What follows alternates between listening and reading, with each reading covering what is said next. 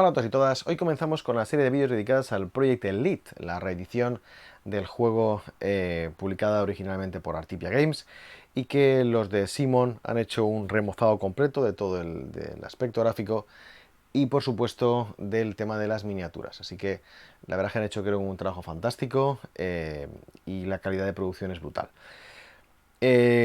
Como en la mayoría de los vídeos, la idea es comenzar con un primer vídeo donde explique cómo se prepara una partida y cuáles son las mecánicas, y luego ya un segundo o tercer vídeo en el que juguemos la partida. Yo creo es un juego relativamente rápido, con suerte en un solo vídeo podremos tener la partida, y si veo que se alarga demasiado pues lo dividiré en dos partes. También quería comentaros que todo lo que veis aquí es el core más algunos monstruos de la caja de Terran Box, que es la caja de Stress Goals para los mecenas del Kickstarter, y por supuesto con las cartas que venían de búsqueda, de objetos y de ítems, y creo que también había algunas cartas de Alien Tech. Pero por lo demás, todo lo que hay es lo que hay en la caja base, los personajes son todos de la caja base, el mapa también es de la caja base, así que es un poco para que os hagáis una idea de las diferencias. Eso sí, la caja base no viene con tal cantidad de monstruos. No me enrollo más, comenzamos.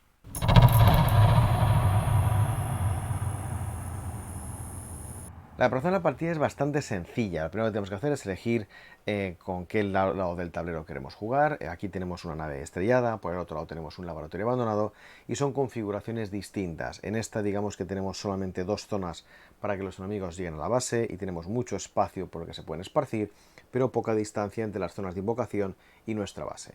El laboratorio abandonado es justamente al revés, tenemos en un lateral nuestra base, los enemigos salen por el lado opuesto, es mucho más estrecho, con lo cual los enemigos se apelotonan más, pero tardan más en llegar. Pero también es cierto que aquí solo tenemos dos caminos para llegar a nuestra base, en el otro tenemos tres caminos. Una vez elegido el lado del tablero con el que queremos jugar, lo siguiente es elegir a nuestros personajes. Cada uno de los jugadores elige a uno de los personajes. En el caso de jugar en solitario, como yo, es obligatorio jugar con dos personajes, y una vez que tenemos los personajes se entregan 4 dados de acción y 3 dados de impacto a cada uno de los personajes. Si alguien se pregunta ¿y por qué aquí solamente hay uno? Porque cuando se juega en solitario, en lugar de repartir 4 dados diferentes a cada personaje, se reparten 4 más 1, 5, y se comparten en total entre los dos personajes. Es importante también que elijamos que obviamente cojamos la miniatura que corresponde a nuestro personaje y cojamos uno de los anillos de color para que sea más sencillo identificar a nuestro personaje. Y obviamente elegiremos o cogeremos los cubos transparentes del color que corresponda a nuestro anillo. Lo siguiente es que no podemos ir a la batalla desnudos, tenemos que llevar algún tipo de arma, y por defecto cada uno de los personajes va a comenzar con un arma básica. El procedimiento es sencillo, se cogen tantas armas básicas como número de personajes más dos. En este caso yo ya lo he hecho, he cogido 4 cartas, las he colocado, las he visto, y la idea es que, bueno, yo obviamente elijo lo que me apetece, pero si se juegan con más jugadores, se consensúe y cada uno elija el arma que mejor le convenga. Recordar que los personajes tienen aquí arriba una barra con los puntos de vida, y por supuesto aquí también tienen una habilidad, y es conveniente pues intentar coger pues aquel que sea el tanque, que pueda aguantar más golpes cuerpo a cuerpo, pues quizá utilizar las armas que sean de más corto alcance, y los que sean más débiles pues utilizar armas de más a distancia. Las armas, como veis aquí, tienen un alcance. Algunas son por cierto alcance infinito. Algunas armas también, os aviso, tienen que atacar en línea recta, y eso ya lo explicaré más adelante. Y esto que tenemos aquí es el número de dados de impacto que se tiran y el valor necesario para poder impactar. Hay algo que también comentaré más adelante, o espero que no se me olvide. Las armas se pueden mejorar siempre y cuando no tengan una textura de estas, un ribeteado de aquí, de tipo peligro. Si no lo llevan, significa que se puede mejorar. Hay cartas que podremos, cartas de búsqueda, en que podremos mejorar el alcance del arma o en los dados de impacto. Bien, una vez dicho esto, cada uno de los jugadores se le entrega una carta de resumen de la ronda y de cómo se prepara la partida. Y con eso pasamos al siguiente punto, que es colocar las tres cartas que tenemos aquí arriba, las cartas de Swarm Cards, son las cartas de los enemigos de tipo enjambre, que son los enemigos básicos, de los que no van a llegar pues en tropel. La mayoría de las cartas, tanto la de los Swarm, o yo los llamo los Minions, como los Boss, tienen la vida marcada en la esquina inferior izquierda y el movimiento en la esquina inferior derecha. Además, si tienen algún tipo de habilidad, vendrá marcada en la parte superior, justo debajo del nombre. Una vez que hemos hecho eso, tenemos que preparar nuestro mazo. Voy a enseñar un poquito mejor. Tenemos que hacer nuestro mazo de cartas de jefes, ¿ve? De invocación de jefes. Para ello lo que haremos es que cogeremos 12 cartas de All Clear y cogeremos 8 cartas de jefes. En la caja base es sencillo, solamente hay 8 jefes, pero si tenemos la Terran Box o una de las expansiones, cogemos del total de cartas de jefes que tengamos, barajamos todas ellas, cogemos 8 más las 12 cartas de All Clear, la barajamos y con eso tendremos nuestro mazo de invocación de jefes. Lo siguiente que tenemos que hacer es separar las diferentes cartas que tenemos aquí arriba en los Swarm Spawn, el Alien Tech y Search.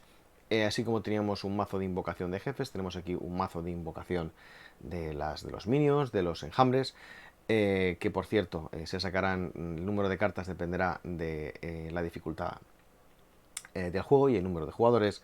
Luego tenemos aquí las Alien Tech, que son armas fundamentalmente y objetos que obtendremos cuando matemos a un jefe. Se roban 3 cartas y nos quedamos con una, estos se descartan. Y esto que tenemos aquí son las cartas de búsqueda, donde tenemos ítems y armas que podremos encontrar en las zonas de búsquedas de estar aquí cuando las exploremos. Lo siguiente que tenemos que hacer es elegir una misión y la dificultad de esta. Voy a sacar aquí el manual de reglas para que lo veáis. Al final del manual tenemos el listado de las... son 5, 1, 2, 3, 4, 5... de las 5 misiones que podemos elegir para jugar. Yo ya he probado Exterminación, chungueta. Bueno, pues vamos a jugar aquí a la misión de capturar. El objetivo es capturar especímenes vivos de los alienígenas. Entonces, aquí nos indica los objetivos y las reglas especiales de preparación. Lo primero es que en este caso hay que colocar fichas de estas de captura, como tenemos aquí. Se van a colocar 2 porque somos 2 jugadores, somos 2 personajes, perdón, y hay que colocar las 2 fichas en las ubicaciones 6 y 10, como veis ahí. La historia está en que hay un montón de fichas de captura, igual que hay un montón de fichas de exterminio, de reconocimiento, etc. Entonces se baraja, en este caso he cogido 2 y las he colocado aleatoriamente. Lo siguiente es colocar fichas de trampa, se pondrán 2 fichas de trampa por cada ficha de captura que hayamos colocado y deben de colocarse de manera que estén adyacentes a dicha ficha. En este juego las adyacencias sirven tanto las casillas ortogonales como diagonales a una casilla en particular. Bien, yo he decidido elegir estas posiciones, no sé si son buenas o malas, luego el tiempo lo dirá. Y la forma de ganar la partida es que cada una de las trampas tendrán que activarse y deberán de capturar a un alienígena. La historia está en que para poder activar estas fichas tenemos que colocar dados de acción justamente con esas caras y cuando tengamos las 4 caras completadas durante la fase de acción, al final de la fase de acción, si hay algún alienígena en estas posiciones, se activan automáticamente todas las trampas y si hay algún alienígena, pues obviamente lo capturaremos. Bien, ya queda menos para acabar. Lo siguiente que tenemos que hacer ahora es preparar el mazo de eventos que tenemos aquí, este mazo que está aquí arriba, que es el mazo de eventos. Voy a hacer un poquito más de zoom. Indica o limita el número de rondas de la partida. Tenemos un máximo de 8 rondas para pasarnos la partida. Entonces, la forma de elegir este mazo de eventos depende de la dificultad del juego. Vuelvo a sacar el tablero que tenemos aquí. Y si nos fijamos en función de la dificultad que hayamos elegido, cogemos la carta. Si os fijáis, las cartas en la esquina inferior derecha, a ver si me deshago un poco de los reflejos, tienen un número. Bien, tenemos que coger en este caso para el nivel de dificultad fácil 5 cartas, las de 17 al 21, la 22 y la 23, que son 2 cartas, y la 24. Con eso lo barajamos y tendremos un mazo de eventos de 8 cartas. Ya os anticipo que el juego, al menos tras una partida, que es lo que llevo, es difícil y por tanto de momento no me atrevo a jugar con niveles de dificultades más altos. Lo siguiente es coger estos Cluster Alien Tokens, que son las fichas que indican las zonas de invocación, donde van a aparecer los aliens. Realmente los lugares físicos de invocación son estos huevillos que aparecen aquí como con un rayo o rotos. Pero los números, o sea, esto es una zona de invocación, esto es otra zona, esto es otra. Y los números que se asignan a cada uno de ellos se hacen al azar. Entonces cogemos las 3 fichas, las barajamos, las colocamos boca abajo y le damos la vuelta. Y eso nos va a indicar las diferentes zonas de invocación de los monstruos. Aparte de eso, tenemos que colocar las fichas de búsqueda en sus casillas correspondientes. El resto de tokens, como tenemos por aquí, los dejamos al alcance del resto de jugadores. Yo los tengo en una bolsita porque no me caben en la mesa. Y realmente solo queda elegir quién es el jugador inicial y comenzar la partida.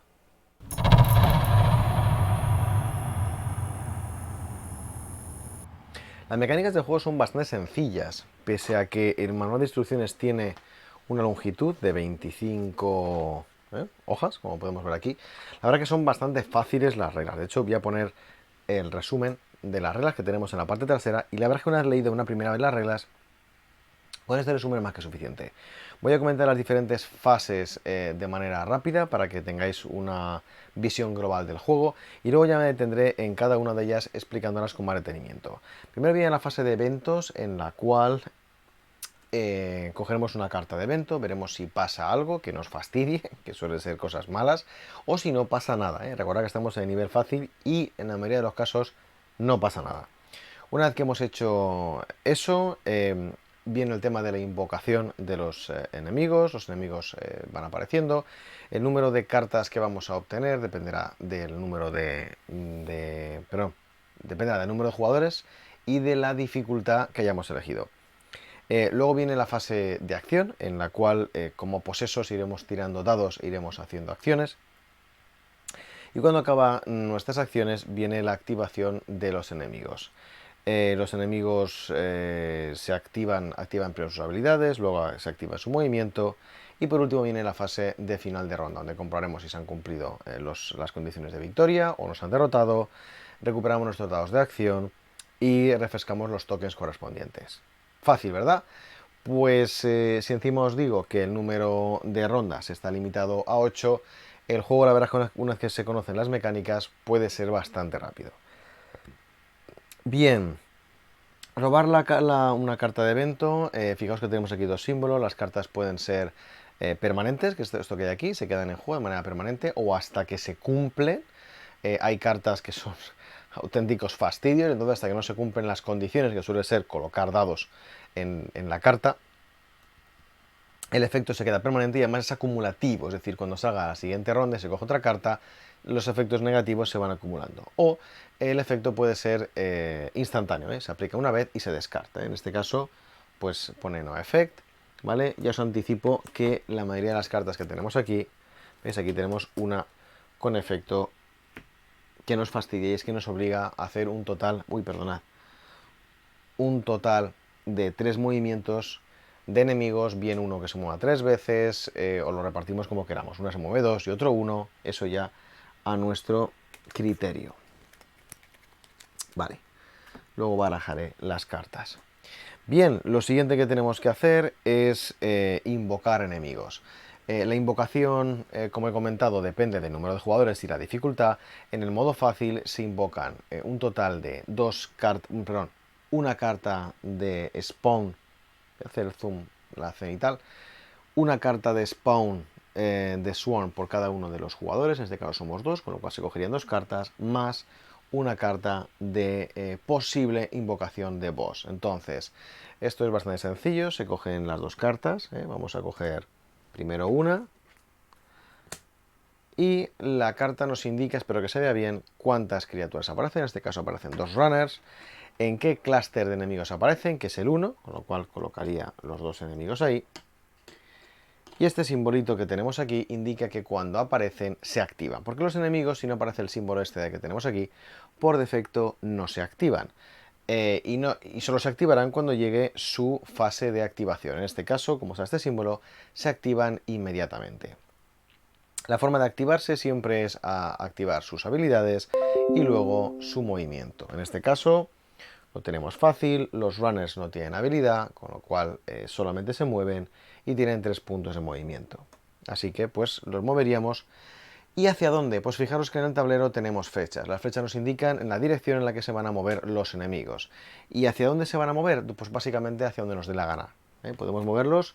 En este juego el movimiento de los enemigos va a nuestro criterio y tenemos que tratar de utilizarlo para nuestra ventaja. Con lo cual, por ejemplo, se mueven 3, este se podría mover 1, 2 y 3. Y este se podría mover 1, 2 y 3. ¿Vale?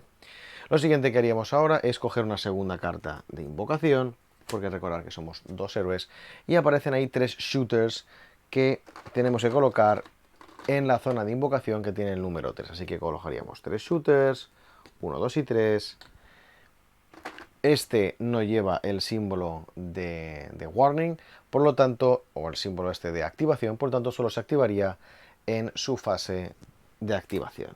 Y lo siguiente que nos viene es coger una carta de boss, vamos a ponerla por ejemplo aquí, y nos dice que tenemos que coger un Reanimated Harrier. Si nos fijamos, aparte de que las características son muy similares, tenemos los puntos de vida, los puntos de movimiento, y esto exactamente igual, significa que comienza, o sea, que se invoca y se activa. Pero lo que sí que podéis observar aquí es que no aparece en qué clúster tenemos que colocarlo. Y eso es porque los bosses se coge un dado de impacto, se tira y en función del valor vemos en qué clúster lo tenemos que colocar. Si nos fijamos bien y ahí en pequeñito, veréis que debajo de cada clúster indica, aparte del número, pone tirada 1 y 2, aquí pone 5, 6, aquí pone 3 y 4. Así que en esencia nos dice que este cuerpo reanimado, o lo que sea que es esto, yo tirando la ficha por aquí, perdonad, lo tenemos que colocar en el clúster número 1, así que lo podemos poner donde queramos.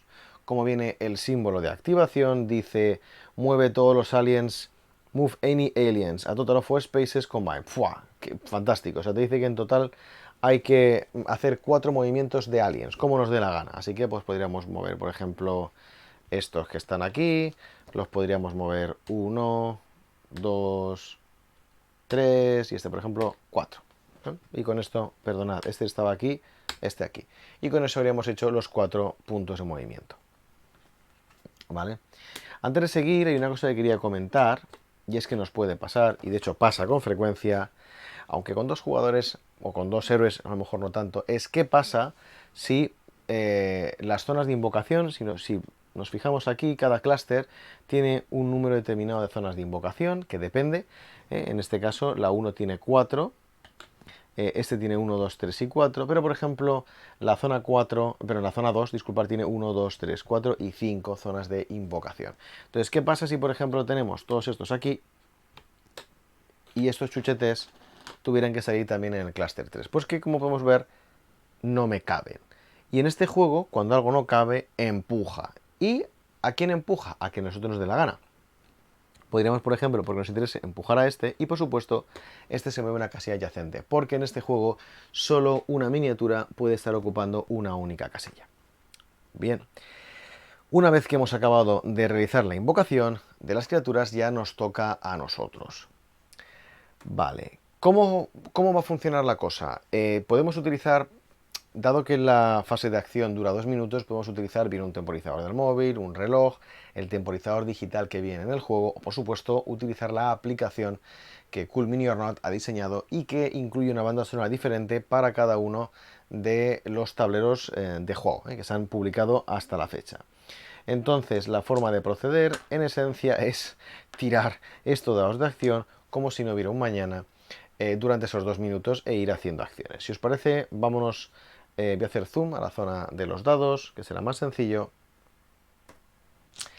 Y voy a empezar a hacer tirada de dados y voy a ir explicando los dados que nos pueden salir. Entonces, por ejemplo, si hacemos la tirada de dados, una vez que se ha puesto en marcha el temporizador, tenemos que ir colocando dados para realizar acciones. Entonces, por ejemplo, en las armas que tenemos aquí, que por cierto creo que no las he explicado, estas armas de aquí nos indican que tiene un alcance 3. Ahora explicaré cómo se mide la línea de visión y el tema del movimiento.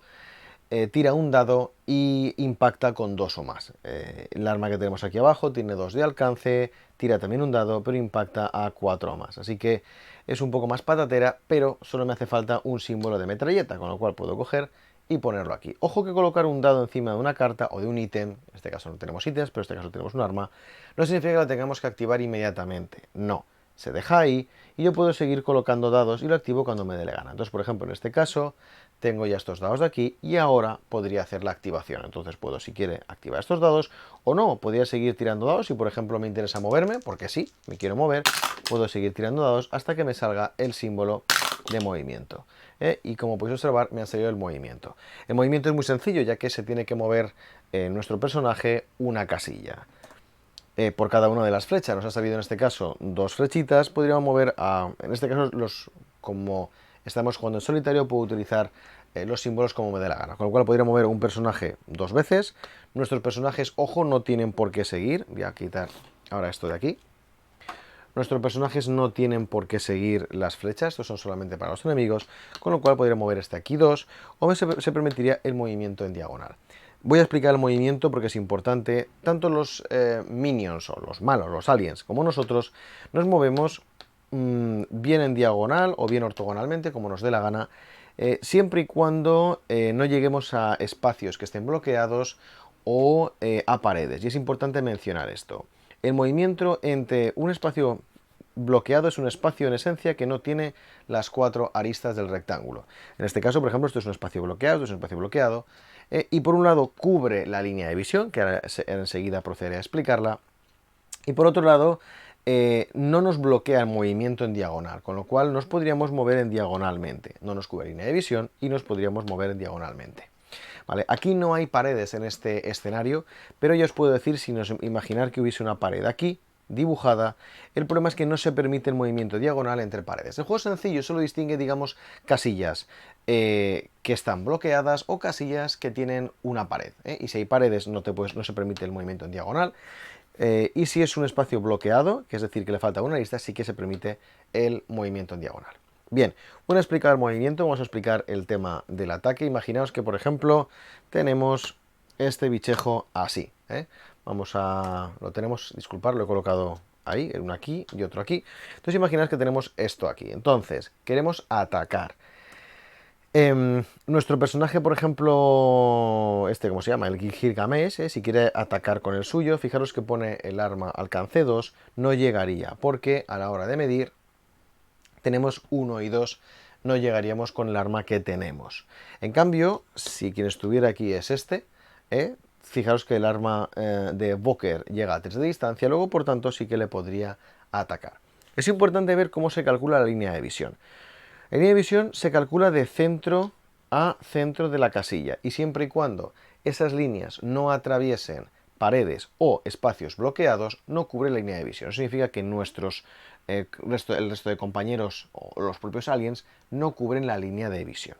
Es importante también mencionar que hay armas que solamente atacan en línea recta, ¿vale? Línea recta es línea recta, bien sea en este caso en línea recta o línea en diagonal, pero recta, ¿vale? No es así. Ya sé que alguien me va a decir, pero es que esto sigue siendo una línea recta. Ya, vale, pero solo se permiten digamos, paralelo a las aristas del rectángulo o si hacemos diagonales perfectas. Es la única manera.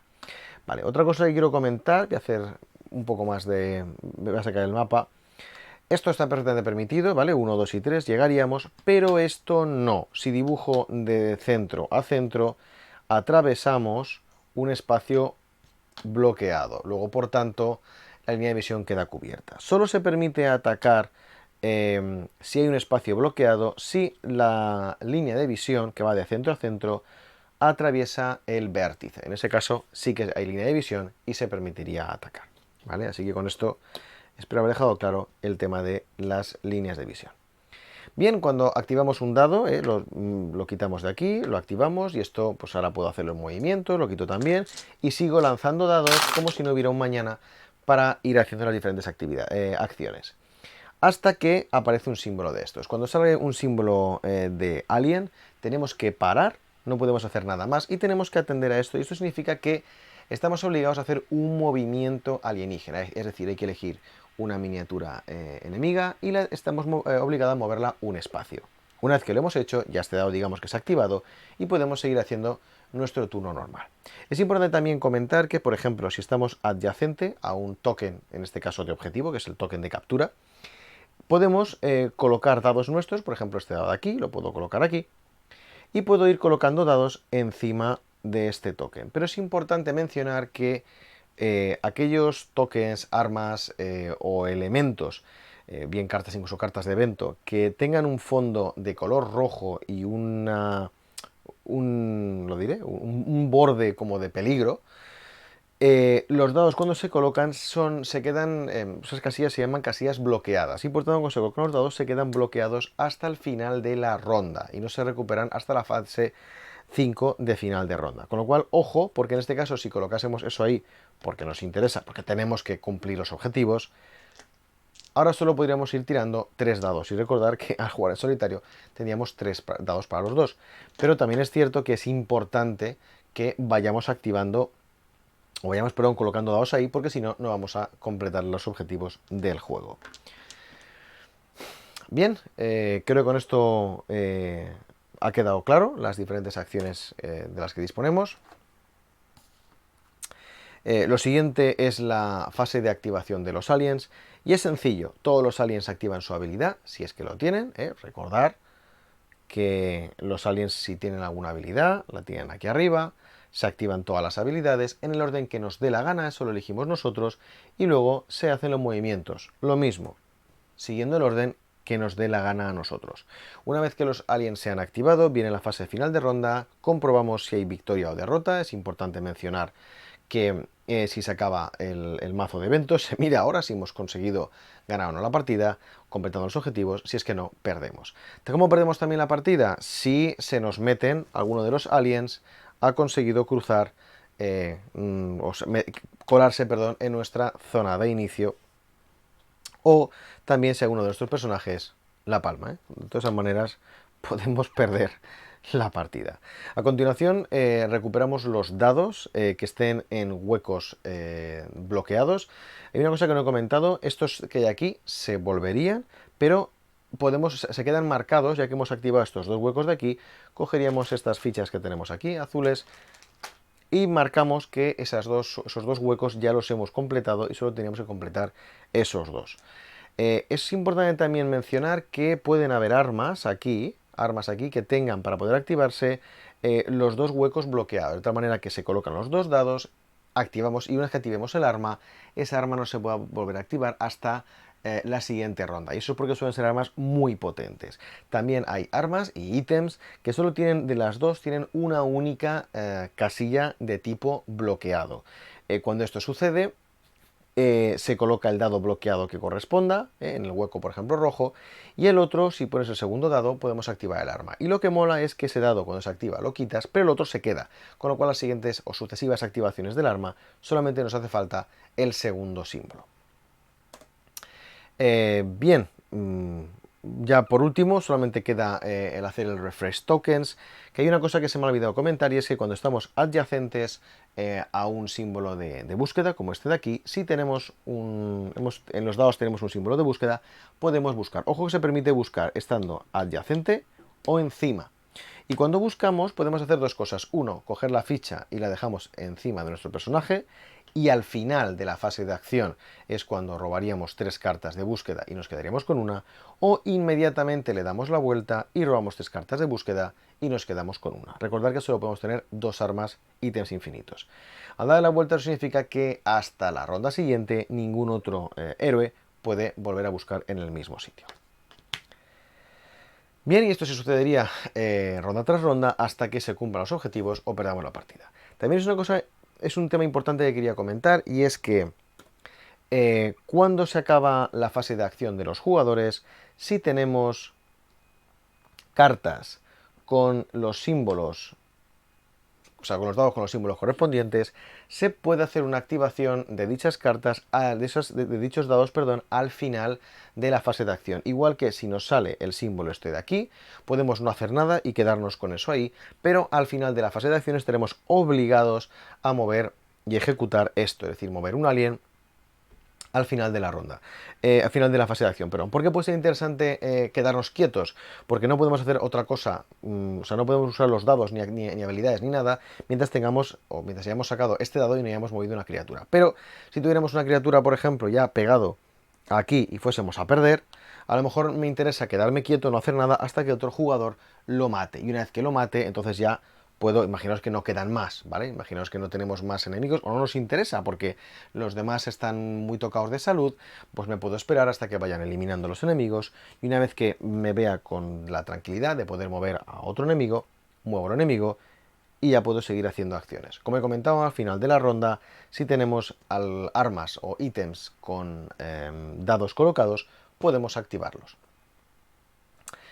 Y nada más, como veréis son unas reglas relativamente sencillas, es un juego bastante rápido una vez que las conoces y ya está, solamente queda daros las gracias por vuestro tiempo, espero que os haya gustado el vídeo y nos vemos en el siguiente donde comenzaremos la partida.